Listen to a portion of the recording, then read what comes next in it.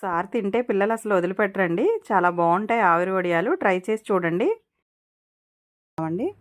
ముందుగా ఒక గ్లాస్ బియ్యానికి ఒక హాఫ్ గ్లాస్ సగ్గుబియ్యం వేసుకుని అవి నైట్ అంతా నానబెట్టుకోవాలండి. 4-5 సార్లు క్లీన్ చేసుకుని మళ్ళీ పొద్దున్నే 2-3 సార్లు క్లీన్ చేసుకున్న తర్వాత ఆ వాటర్ అంతా తీసేసి మిక్సీ జార్లోకి వేసుకోవాలండి. మిక్సీ జార్లోకి వేసుకుని 5-6 పచ్చిమిర్చి చిన్న చిన్న ముక్కలుగా కట్ చేసుకుని అందులో వేసుకోవాలి. 1 టేబుల్ స్పూన్ జీలకర్ర, రుచికి సరిపడేంత సాల్ట్ వేసుకోవాలండి. వేసుకుని బాగా మెత్తగా గ్రైండ్ చేసుకోవాలండి. దోసల పిండి లాగా గ్రైండ్ చేసుకోవాలి. దోసల పిండి కన్నా ఇంకొంచెం వాటర్ వేసుకుని ఇంకా కొంచెం పలచగా గ్రైండ్ చేసుకోవాలండి. తర్వాత అది పక్కన పెట్టుకుని స్టవ్ మీద ఒక గిన్నె పెట్టి దానిలో 1/2 వంతు వాటర్ వేసుకుని ఆ వాటర్ బాగా మరగనివ్వాలండి.